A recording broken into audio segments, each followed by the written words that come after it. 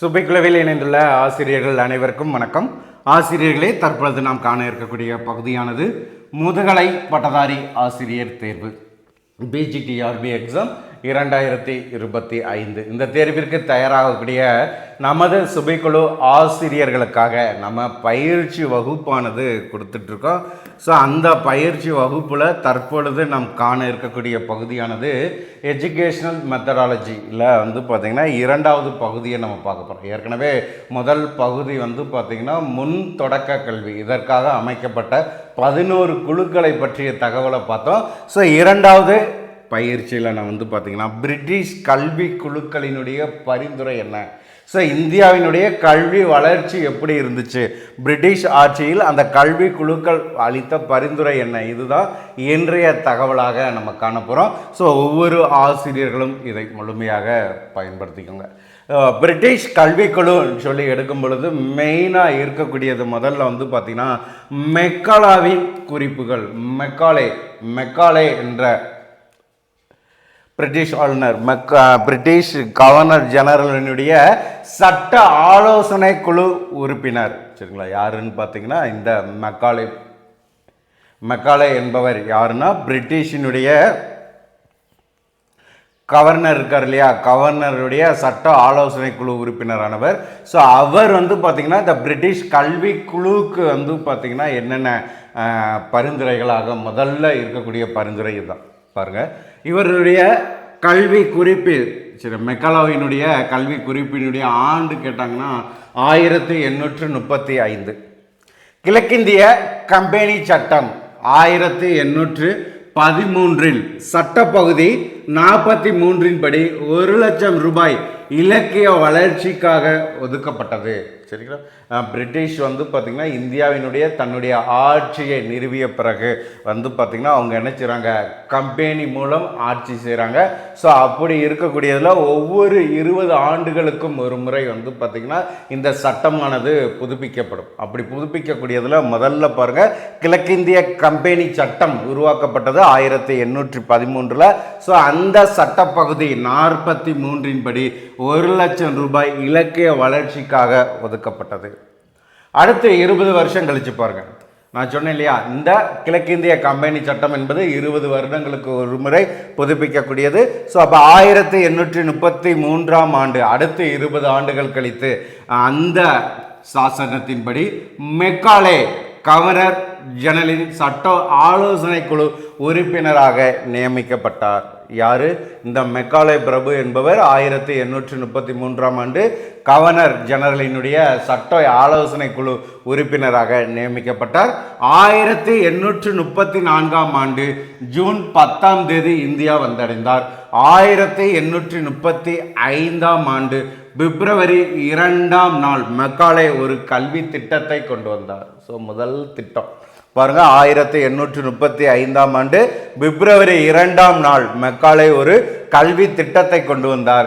ஆனால் அவர் நியமிக்கப்பட்டது 1833. அவர் இந்தியா வந்தடைந்தது 1834 ஜூன் 10. இலக்கியம் என்பது ஆங்கிலத்தை மட்டும் குறிக்கக்கூடியது. இந்திய மாணவர் என்பது லாக்கின் தத்துவம் அண்ட் மில்டனின் கவிதையை கற்ற மாணவனை குறிக்கக்கூடியது என்ற கூற்றிற்கு சொந்தக்காரர் இவர். அடுத்து பாருங்க, ஆங்கிலம் பயிற்று மொழியாகும். கீழ் நோக்கி கசிதல் கோட்பாடை ஆதரித்தவர் யாருன்னா மெக்காலே பிரபு. கீழ் நோக்கி கசித்தல் என்பது ஆங்கிலேயருடைய கோட்பாடு. ஸோ அந்த கோட்பாட்டை ஆதரித்தவர் மெக்காலே பிரபு. ஓரியண்டலிஸ்ட் பார்ட்டியின் தலைவராகவும் இவர் இருந்துள்ளார். அதாவது பார்த்திங்கன்னா வடமொழி, அரபு, பிரின்சப், பாரசீகம், ஸோ இன்னும் சில மொழிகள் பார்த்திங்கன்னா ஓரியண்டல் இலக்கியம் என்று அழைக்கக்கூடியது. ஸோ அந்த ஓரியண்டலிஸ்ட் அந்த பார்ட்டியினுடைய தலைவராக இருந்தவர் மெக்காலே பிரபு. அப்போ மெக்காலே பிரபு கல்வி குறித்த திட்டத்தை வெளியிட்ட ஆண்டு என்ன இதில் கேட்கலாம். 1835 ஆண்டு பிப்ரவரி 2 கல்வி திட்டத்தை வெளியிட்டார். ஸோ அதில் என்ன சொல்கிறார், இலக்கியம் என்பது ஆங்கிலத்தை மட்டும் குறிக்கக்கூடியது. இந்திய மாணவர் என்பது லாக்கின் தத்துவம் அண்ட் மில்டன் கவிதையை கற்ற மாணவனை குறிக்கக்கூடியது. கீழ் நோக்கி கசிதல் கோட்பாட்டை ஆதரித்தவர், ஆங்கிலம் பயிற்று மொழியாகும் என்பதை உறுதி செய்தவர். ஸோ இது ஃபுல்லாமே முதலாக இருக்கக்கூடிய மெக்காலே பிறவினுடைய பரிந்துரைகள். ஸோ இரண்டாவது பார்த்தீங்கன்னா வுட்ஸ் கொள்கை அறிக்கை. இது மிக மிக முக்கியமான பகுதி. இதனுடைய காலம் பாருங்க 1854 ஜூலை 19. வுட்ஸ் கொள்கை அறிக்கை ஆண்டு கேட்டாங்கன்னா 1854 ஜூலை 19. ஸோ இந்த வுட்ஸ் கொள்கை அறிக்கையினுடைய பரிந்துரை என்ன? முதல் பரிந்துரை பாருங்க, இந்திய கல்வியை அங்கீகரித்தது இந்த வுட்ஸ் கொள்கை அறிக்கை.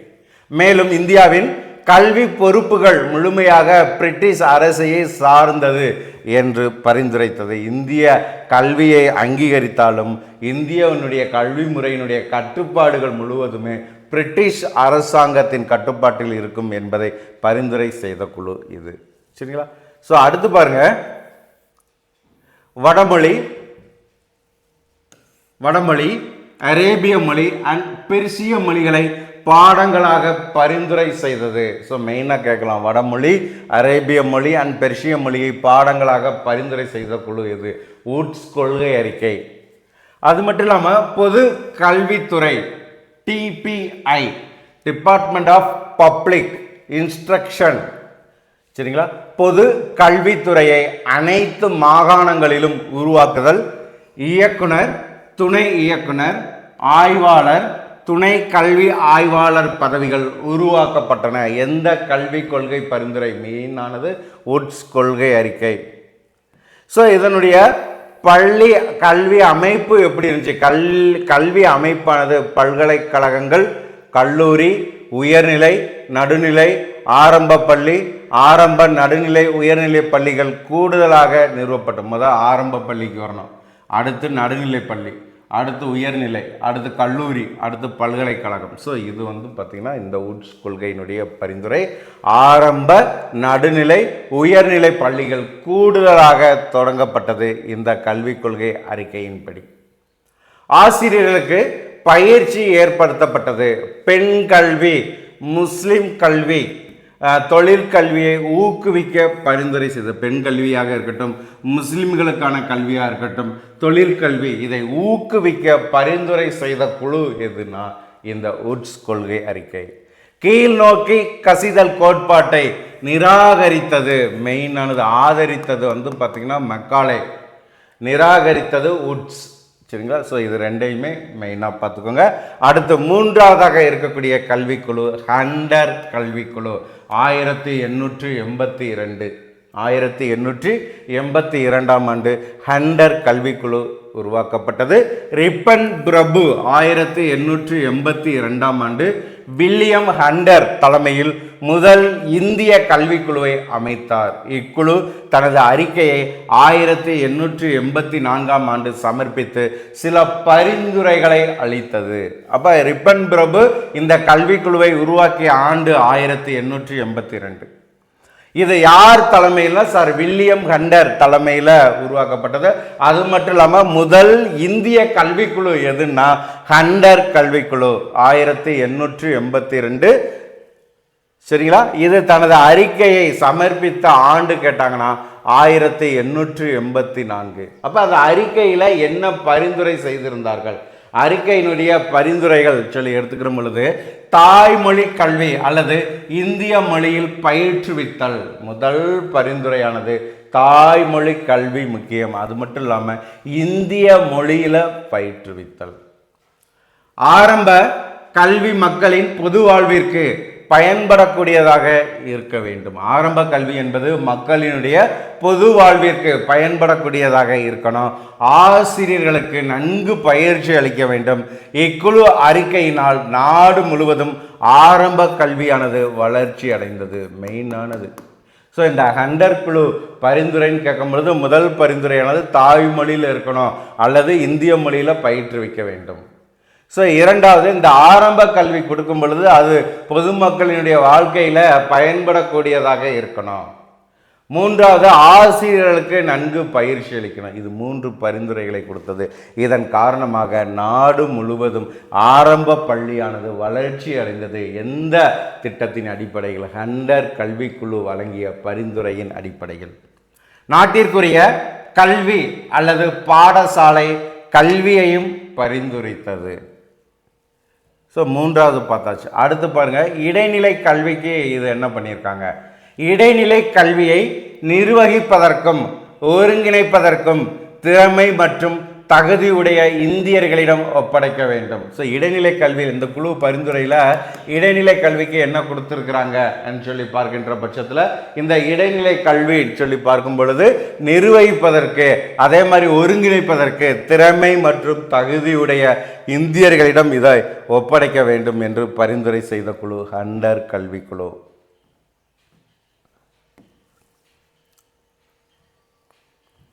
ஸோ அடுத்து பாருங்க,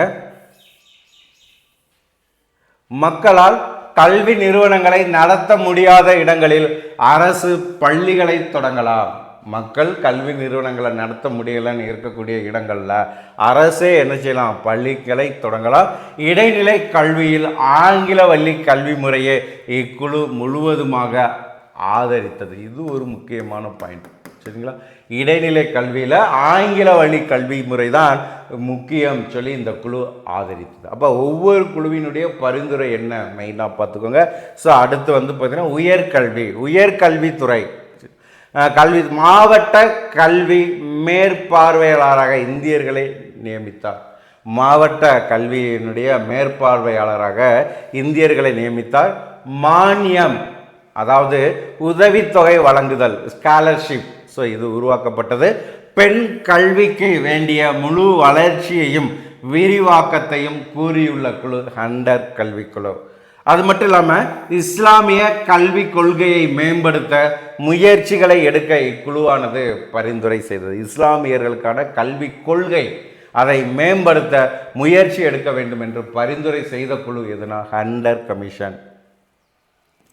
ஹரிஜன மற்றும் பின்தங்கிய ஆதிவாசிகள் மற்றும் மலைவாழ் மக்களுக்கு கல்வியை அளித்தல், அதாவது ஹரிஜன மக்களாக இருக்கட்டும், பின்தங்கிய ஆதிவாசிகளாக இருக்கட்டும், மலைவாழ் மக்களாக இருக்கட்டும், இவர்களுக்கு கல்வி அளிக்க வேண்டும். பொது கல்வியில் எந்த ஒரு மத கல்வி முறையையும் கொடுக்கக்கூடாது. மத கல்வி முறையை அளிக்கும் பள்ளிகளுக்கு அரசு மானியம், அதாவது நிதி உதவி அளிக்கக்கூடாது. அதாவது பொது கல்வியில் எந்த விதமான மதத்தையும் சார்ந்து இருக்கக்கூடாது. அப்படி மதம் சார்ந்த கல்வி நிறுவனமாக இருந்துச்சுன்னா அரசு மானியம், நிதி உதவி வழங்கக்கூடாது என்று பரிந்துரை செய்தது. ஸோ அதுக்கடுத்து பார்த்தீங்கன்னா இயர்ஸ் அண்ட் கமிஷன், அதுக்கடுத்து உருவாக்கப்பட்ட முக்கியமான கல்விக்குழு ஆண்டுகள். இதை அப்படியே குறிப்பிடுத்துக்கோங்க. 1944 சார்ஜென்ட் அறிக்கை, 1948 தாராசந்த் கல்விக்குழு, சரிங்களா? 1948-49 பல்கலைக்கழக குழுவின் அறிக்கை, அதாவது டாக்டர் ராதாகிருஷ்ணனுடைய அறிக்கை. இயர் வைஸாக வருது பாருங்க.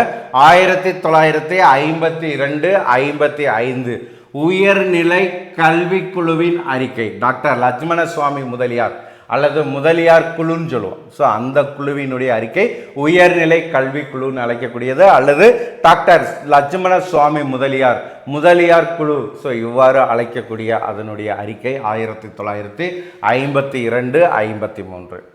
1964-66 கோத்தாரி கல்விக்குழு, பேராசிரியர் கோத்தாரி தலைமையில் அமைக்கப்பட்ட கல்விக்குழு ஆண்டு பார்த்துக்கோங்க. அதே மாதிரி 1979 தேசிய கல்விக் கொள்கை, இதுதான் பார்த்தீங்கன்னா 10+2+3 இந்த பேட்டர்னை அறிமுகம் செய்தது எதுனா தேசிய கல்விக் கொள்கை. இதனுடைய ஆண்டு 1979. 1986 புதிய தேசிய கல்விக் கொள்கை, நியூ நேஷனல் எஜுகேஷனல் பாலிசி, இது 1986, சரிங்களா?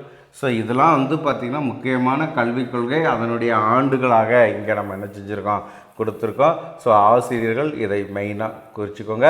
அடுத்து பாருங்கள், 1854 உட்ஸ் டெஸ்பாட்ஸ் கல்வியின் மகாசாசனம். உட்ஸ் ஸ்பாட்ஸ் கல்வியினுடைய மகா சாசனம் 1854, அதாவது உட்ஸ் அறிக்கை சொல்கிறோம் இல்லையா, அது 1857 கல்கத்தா, பம்பாய், சென்னை ஆகிய மாகாணங்களில் முதல் முறையாக பல்கலைக்கழகங்கள் ஏற்படுத்தப்பட்டது. ஆண்டு மெயினானது பார்த்துங்க 1857 எங்கெங்க, கல்கத்தா, பம்பாய், சென்னை. ஸோ இந்த 3 இடங்களில் முதல் முறையாக ஆகிய நகரங்களில் முதலாக பல்கலைக்கழகங்கள் ஏற்படுத்தப்பட்டது. 1882 ஹண்டர் குழு, இப்போ பார்த்தோம் ஹண்டர் குழு, ஹண்டர் கமிஷன். 1901 உயர்நிலை பள்ளிகளை நடத்தும் பொறுப்பு பல்கலைக்கழகத்திடமிருந்து பள்ளி குழுவிற்கு மாற்றப்பட்டது. உயர்நிலை பள்ளிகளை நடத்தக்கூடிய பொறுப்பானது பல்கலைக்கழகத்திடமிருந்து பள்ளி குழுவிற்கு மாற்றப்பட்ட ஆண்டு 1901. 1902 ஆண்டு பல்கலைக்கழக சட்டம் 1904. ஸோ மெயினாக பாருங்கள், பல்கலைக்கழக சட்டம் 1904 படி உயர்நிலை பள்ளிகளை பல்கலைக்கழகங்களின் கீழ் கொண்டு வர வேண்டும் என பரிந்துரை செய்தது. 1917 கல்கத்தா பல்கலைக்கழக குழுவின் தலைவராக மைக்கேல் சாதா நியமிக்கப்பட்டார். சரிங்களா, கல்கத்தா பல்கலைக்கழக குழுவின் தலைவராக மைக்கேல் சாதா நியமிக்கப்பட்டார். ஸோ இதனுடைய காலத்தை மெயினாக பார்த்திங்கன்னா 1917. ஸோ இது ஃபுல்லாமே பார்த்திங்கன்னா மெயினானது. ஸோ அது மட்டும் இல்லாமல் இந்த கமிஷனுடைய அடிப்படையாக இருக்கக்கூடியது கல்வியின் 4 தூண்கள், அதுமாதிரி அறிவு, திறமை, மனப்பான்மை, நன்னெறி பண்புகள். இது ஃபுல்லாமே இந்த குழுவினுடைய பரிந்துரையாக இருக்கக்கூடியது. ஸோ அடுத்து நம்ம பார்க்கக்கூடியது கல்வியில் சம வாய்ப்பு. அனைவருக்கும் கல்வி கற்பிப்பதில் சம வாய்ப்பு அளிப்பது என்பது தலையாய கடமை. அனைவருக்குமே கல்வி என்பது தான் அரசினுடைய கோட்பாடாக இருக்கக்கூடியது. சாதி, மதம், இனம், வாழ்விடம், பாலினம். ஸோ நல்லா பாருங்கள், ஜாதி இருக்கக்கூடாது, மதம், இனம், வாழ்விடம், பாலினம் போன்ற வேறுபாடு இன்றி தரமான கல்வியை அளிப்பது என்று கல்வியில் சமவாய்ப்பு பற்றி எது கூறுகிறதுனா புதிய தேசிய கல்விக் கொள்கை 1986 கூறுகிறது. இது ஒரு சமூக நீதி ஆகும். சோசியல் ஜஸ்டிஸ், சமூக நீதி. எது? சாதி, மதம், இனம், வாழ்விடம், பாலினம் போன்ற வேறுபாடின்றி தரமான கல்வியை வழங்க வேண்டும் என்பது கல்வியில் சம வாய்ப்பு ஆகும். இந்த கல்வியின் சம வாய்ப்பு என்பதை எது கூறுகிறதுனா நியூ நேஷனல் எஜுகேஷன் பாலிசி 1986. கல்வியில் சம வாய்ப்பு என்பது ஒவ்வொருவரும் தங்களின் உள்ளார்ந்த திறமைகளை உயர் அளவிற்கு வளர்த்திட வழங்கப்படும் கல்வி வாய்ப்புகள் என்று கூறியவர் யாருன்னா டாக்டர் ராதாகிருஷ்ணன். டாக்டர் ராதாகிருஷ்ணனுடைய கூற்று என்ன? கல்வியில் சம வாய்ப்பு என்பது ஒவ்வொருவரும் தங்களின் உள்ளார்ந்த திறமைகளை உயரளவிற்கு வளர்த்திட வழங்கப்படும் கல்வி வாய்ப்புகள் என்று கூறினார். 1938 ஆண்டு வார்தா மாநாட்டில் இலவச கல்வி கட்டாயம் பிரகடனப்படுத்தப்பட்டது. வார்தா மாநாடுங்கிறது காந்தியடிகளுடைய தொடர்புடையது. இந்த வார்தா மாநாடு 1938 தான் இலவச கட்டாய கல்வி என்பது பிரகடனப்படுத்தப்பட்டது. மெயினாக பார்த்துக்கோங்க, பிரகடனப்படுத்தப்பட்டது வார்தா கல்வி மாநாட்டில்.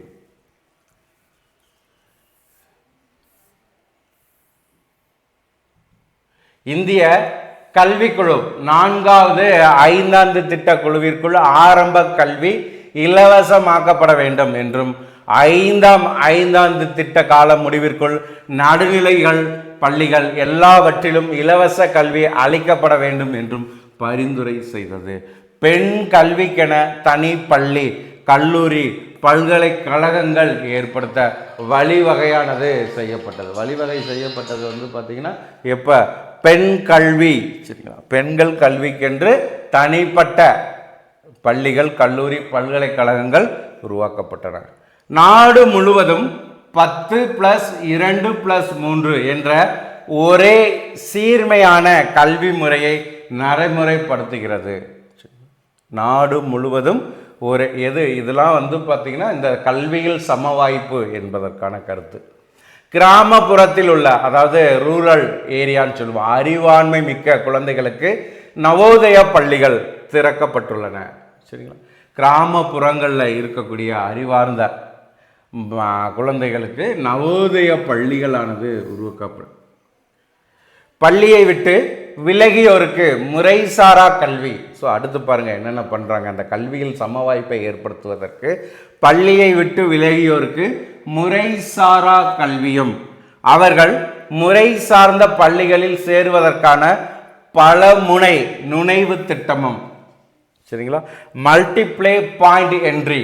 சரிங்களா? பல்முனை நுழைவு திட்டம் நடைமுறையில் உள்ளது. யாருக்கு? பள்ளியை விட்டு விலகியோருக்கு முறைசாரா கல்வியும், அவர்கள் முறை சார்ந்த பள்ளியில் சேர்வதற்கான பலமுனை நுழைவு திட்டமும் பார்த்தீங்கன்னா என்ன செஞ்சுருக்காங்க, நடைமுறையில் ஏற்படுத்தப்பட்டுள்ளது. ஒவ்வொரு ஊரிலும் குறைந்தது 2 கிலோமீட்டர் தொலைவுக்குள் ஒவ்வொரு ஊரிலையும் 2 கிலோமீட்டர் தொலைவுக்குள் ஒரு தொடக்கப்பள்ளியானது அமைய வேண்டும். Primary school. கல்வியில் சமூகவியல், சோசியாலஜி இன் எஜுகேஷன் என்னும் புத்தகத்தை எழுதியவர் யாருன்னா ஹால்சி. முக்கியமானது ஹால்சி என்பவர். அதே மாதிரி பப்ளிக் ஸ்கூல், செல்வந்தர் பயிலும் பள்ளிகள். இந்திய அரசியல் சட்டத்தில் கல்வி கற்கும் உரிமை நமது அடிப்படை உரிமைகளில் ஒன்றாக கூறப்படுகிறது. Fundamental rights. கோத்தாரி கல்விக்குழு அறிக்கையில், அடுத்து பாருங்க, கோத்தாரி கல்விக்குழுவின் அறிக்கையில் கல்வியில் சம வாய்ப்பு பற்றி கூறப்பட்டுள்ளது. ஸோ இங்கே கொடுக்கப்பட்டுள்ளதில் கல்வியில் சம வாய்ப்பை பற்றி கூறக்கூடிய கல்விக்குழு பார்த்தீங்கன்னா கோத்தாரி கல்விக்குழு. இவர்கள் கொடுத்த அறிக்கையில் கல்வியில் சம வாய்ப்பை பற்றி கூறப்பட்டுள்ளது. கல்வியில் சம வாய்ப்பு அளிக்க ஆரம்ப கல்வி மிகவும் இன்றியமையானது. இவருக்கு பார்த்தீங்கன்னா ஜாதி, மதம், இனம், ஸோ இதில் எதையுமே பார்த்தீங்கன்னா பாகுபாடு இல்லாமல் கல்வி வழங்கணும். இந்த கல்வியில் சம வாய்ப்பை ஏற்படுத்த வேண்டும்னா என்ன இருக்கணும்? ஆரம்ப கல்வியை மிகவும் இன்றியமையாது கொடுக்க வேண்டும். அடுத்து பாருங்க, இந்த கல்வியில் சம வாய்ப்பிற்கான வழிமுறைகள் என்ன? கல்வியில் சம வாய்ப்பு ஏற்படுத்துவதற்கான வழிமுறைகள்னு பார்க்கும்போது முதல்ல இருக்கக்கூடியது இலவச கல்வி, இலவச பாட புத்தகம், இலவச உணவு, இலவச மருத்துவ வசதி, சீருடை, உதவித்தொகை, ஊனமுற்றோர்களுக்கான கல்வி, பெண் கல்வி, புறக்கணிக்கப்பட்டவர்களுக்கான கல்வி. ஸோ பாருங்க, கல்வியில் சம வாய்ப்பை ஏற்படுத்துவதற்கு இலவசமாக கல்வி வழங்க வேண்டும்.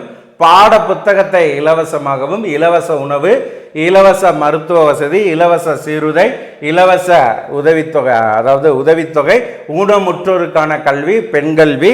அடுத்து பாருங்க, புறக்கணிக்கப்பட்ட பிரிவினர்களுக்கு கல்வியில கவனம் செலுத்த வேண்டும். அப்ப புறக்கணிக்கப்பட்ட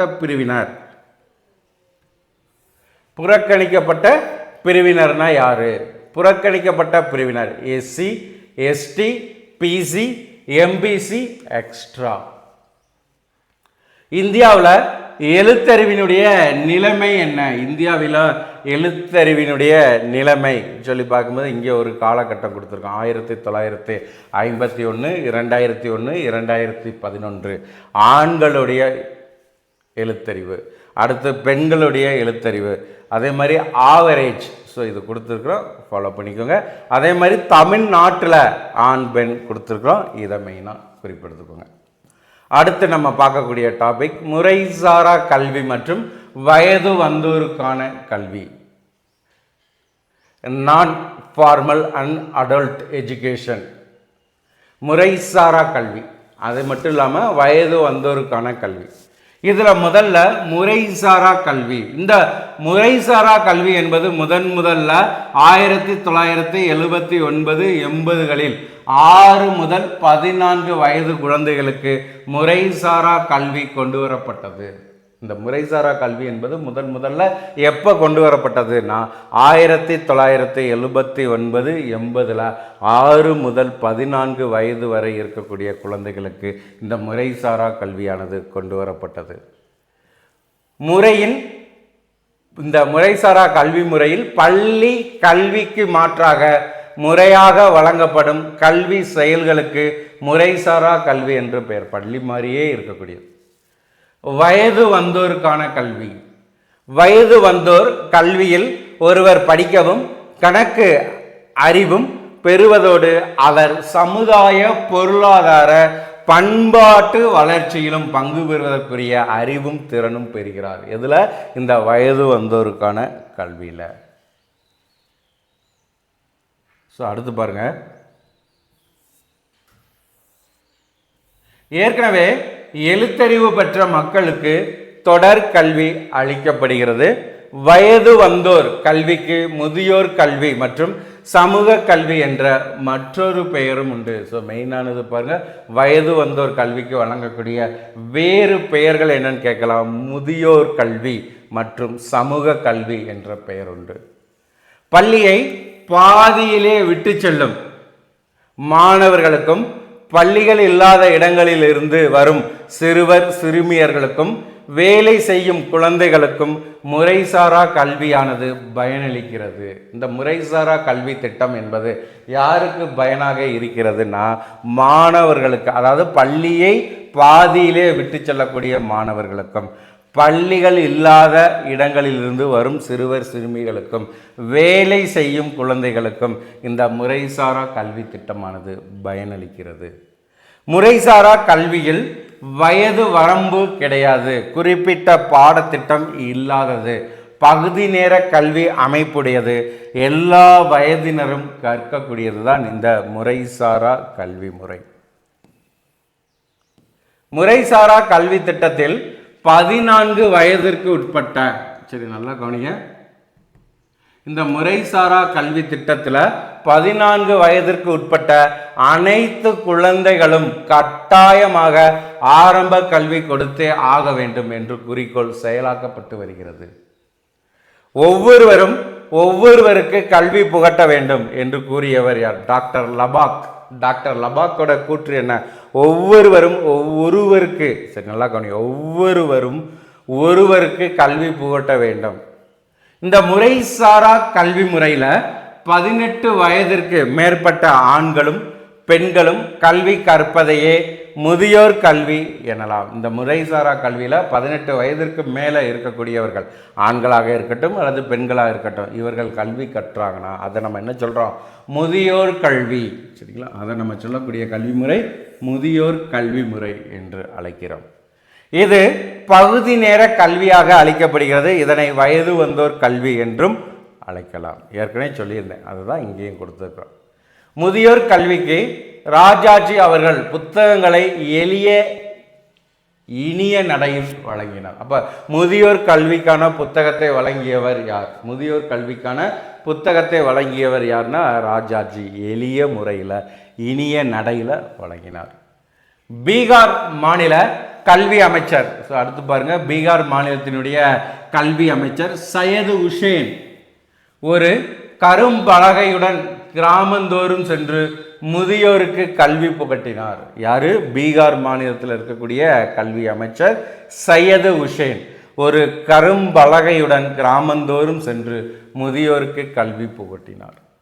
இந்திய நாடு விடுதலை அடைந்த பிறகு 1949 முதியோர் கல்வி சமூக கல்வியாக மாறியது. எப்ப? இந்தியா விடுதலை பெற்று 1949 1947 இந்திய விடுதலை. அந்த விடுதலை பெற்ற பிறகு 1949 முதியோர் கல்வி என்பது சமூக கல்வியாக அமைந்தது. அதே மாதிரி கோத்தாரி கல்வி அறிக்கையில் சமூக கல்வி பற்றி குறிப்பிடப்பட்டுள்ளது. 1972 ஆண்டு பன்னாட்டு கல்விக்குழு சமுதாய கல்வி பற்றி பரிந்துரை செய்தது. பன்னாட்டு கல்விக்குழு சமுதாய கல்வியை பற்றி பரிந்துரை செய்த ஆண்டு 1972. 1986 தேசிய கல்விக் கொள்கையும் இதை பற்றி பரிந்துரை செய்துள்ளது. ஸோ முக்கியமான குறிப்பு. அப்படியே வந்து பார்த்திங்கன்னா 1/1 ஒவ்வொரு பாயிண்ட்டுமே இம்பார்ட்டன்ஸாக இருக்கக்கூடியது. அப்படியே உங்களுடைய குறிப்பேட்டில் குறிப்பு எடுத்துக்கோங்க. 1948 முதலாக முதியோர் கல்வி திட்டத்தை முறையாக கொண்டு வந்தது எது? DACAP. ஸோ 1948 முதலாக முதியோர் கல்வி திட்டத்தை முறையாக கொண்டு வந்தது. ஸோ அதே மாதிரி வந்து பார்த்திங்கன்னா 1967 பசுமை புரட்சி, விவசாயிகளுக்கான வாழ்க்கை கல்வி திட்டம், சரிங்களா, ஃபார்மர் ஃபன்ஷியல். 1947 ஃபார்மர்ஸ், அதே மாதிரி ஃபங்க்ஷனல் லிட்டர்சி, பசுமை புரட்சி, விவசாயிகளுக்கான வாழ்க்கை கல்வி திட்டம். ஸோ அடுத்து பாருங்க, இது முதல்ல அமுல்படுத்தப்பட்ட மாநிலம் எது? மகாராஷ்டிரா. சரிங்களா, அதாவது பசுமை புரட்சி சமயம் விவசாயிகளுக்கான வாழ்க்கை கல்வி திட்டம் முதல்ல அமல்படுத்தப்பட்டது மகாராஷ்டிராவில். அதே மாதிரி தமிழ்நாட்டில் கோயமுத்தூர் மாவட்டம் உடுமலைப்பேட்டையில் நடைமுறைப்படுத்தப்பட்டது. மெயினானது பார்த்துக்கோங்க, கோயமுத்தூர் மாவட்டம் உடுமலைப்பேட்டை.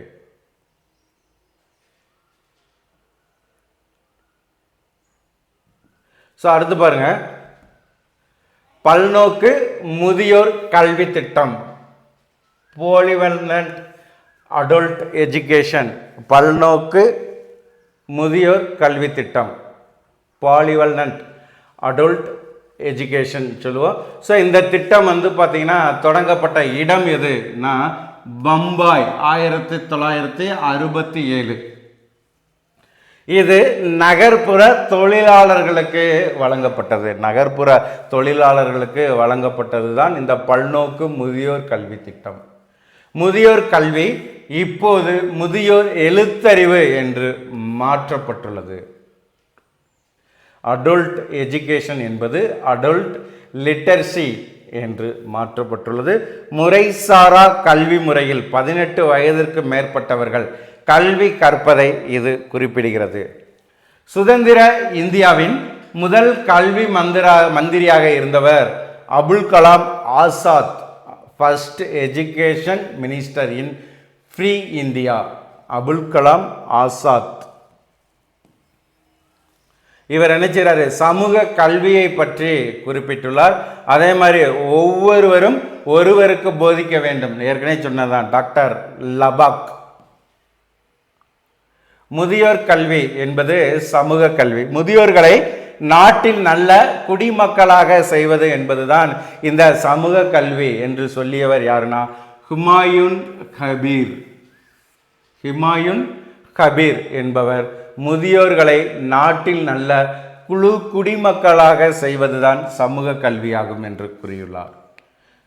ஸோ அடுத்து பாருங்க, 25 வயது, ஸோ அதாவது நேரு இளைஞர் மையங்கள் 1979. ரூரல் லிட்டரசி கம்பேஜ், அதாவது நேரு இளைஞர் மையங்கள், அதாவது 15 முதல் 25 வயது இளைஞர்களுக்கு முறைசாரா கல்வி வசதிக்காக அமைக்கப்பட்டது தான் இந்த நேரு இளைஞர் மையங்கள். ஆண்டு 1973. 1975 உமன்ஸ் இயர்ஸ், பன்னாட்டு பெண்கள் ஆண்டு, பெண்களுக்கான முறைசாரா கல்வி தொடங்கப்பட்டது 1975. ஒவ்வொரு ஆண்டு மெயினானது பார்த்துக்கோங்க. ஸோ அடுத்து பாருங்க, NAEP national adult education programming, தேசிய வயது வந்தோர் கல்வி திட்டம். தேசிய வயது வந்தோர் கல்வி திட்டம்.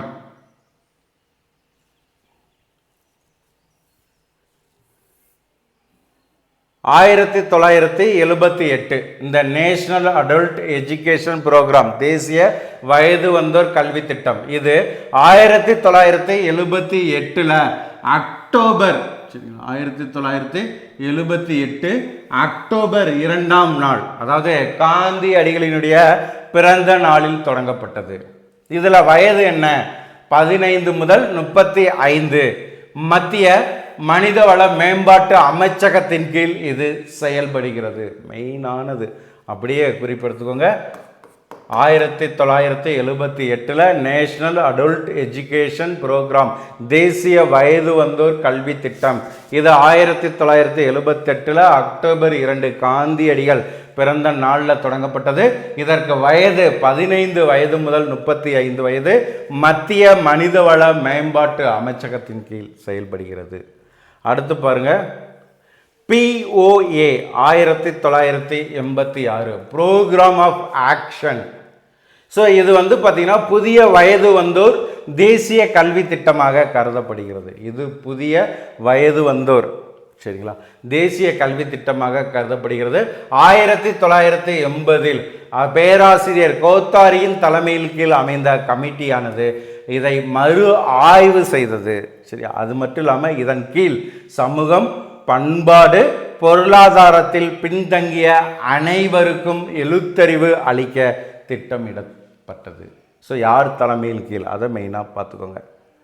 அடுத்து, கல்வியானது எழுத்தறிவின் முடிவும் அல்ல, ஆரம்பமும் அல்ல.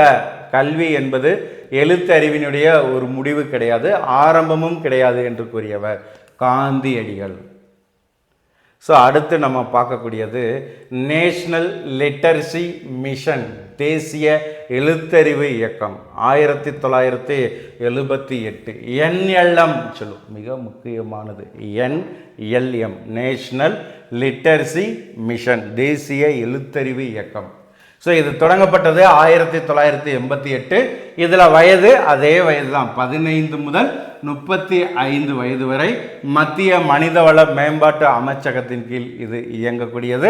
முழுமையான எழுத்தறிவு இயக்கம் 1989 எர்ணாகுளத்தில் நடைபெற்றது. கேரளாவில் உள்ள எர்ணாகுளத்தில் முழுமையான எழுத்தறிவு இயக்கம், டோட்டல் லிட்டரசி கேம்பேஜ் எங்கே நடைபெற்றதுன்னா எர்ணாகுளம், கேரளாவில். 2005க்குள் 75% எழுத்தறிவை பெறுவது இந்த NLM, நேஷனல் லிட்டரசி மிஷன், தேசிய எழுத்தறிவு இயக்கத்தினுடைய நோக்கம் என்ன? 2005க்குள் 75% எழுத்தறிவை பெறுவது. 1986 அதாவது வந்து பார்த்தீங்கன்னா நம்ம என்ன சொல்கிறோம், பெருவாரி மக்களுக்கு செயல்முறை கல்வி திட்டம். எப்போ? 1986 தொடக்கப்பட்டுள்ளது. MPFL, mass program of functional literacy, பெருவாரி மக்களுக்கு செயல்முறை கல்வி திட்டம். தொடங்கப்பட்ட ஆண்டு கேட்கலாம், அல்லது இந்த வேர்டு கொடுத்து இதுக்கான அப்ரிவேஷன் என்னன்னு கேட்கலாம். ஸோ மெயினாக பார்த்துக்கோங்க. 1990.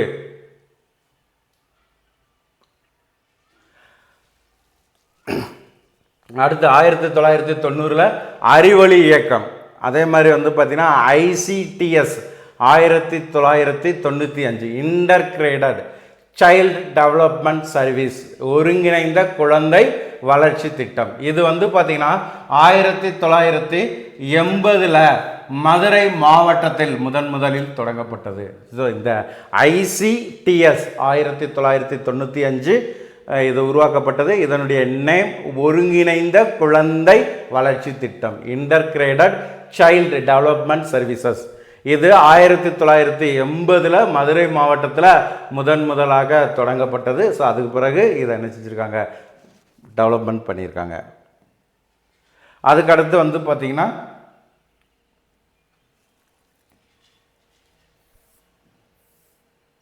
CMNMP. ஸோ இது முக்கியமானது. CMNMP, chief minister nutrition meals program, அதாவது முதலமைச்சரின் சத்துணவு திட்டம். இத்திட்டம் வந்து பார்த்திங்கன்னா டாக்டர் MGR அவர்களால் 1982 தொடங்கப்பட்டது. 2 வயது முதல் 14 வயது வரையிலான வறுமை கோட்டிற்கு கீழ் உள்ள குழந்தைகளுக்கு இந்த சத்துணவானது அளிக்கப்பட்டது. இதனுடைய நோக்கம் என்ன சொல்லி பார்த்தீங்கன்னா, குழந்தைகளின் உடல் நலம், உடல் வளர்ச்சி, பள்ளிகளில் குழந்தைகளின் முழுமையான வருகையை ஊக்கப்படுத்துதல். ஸோ இதற்காக இந்த திட்டமானது கொண்டு வரப்பட்டது. ஸோ இது ஃபுல்லாமே இன்றைய பயிற்சி வகுப்பினுடைய தகவலாக நம்ம என்ன சொல்கிறோம் கொடுக்குறோம். சரிங்களா? ஸோ ஒவ்வொரு ஆசிரியர்களும் இந்த வாய்ப்பை சிறந்த முறையில் பயன்படுத்திக்கோங்க. இறுதியாக நம்ம பார்த்தது CMNMP, chief ministers nutrition meals program. So இதோட முடிஞ்சிருச்சு. அடுத்து பார்த்திங்கன்னா சமூக பங்களிப்பு.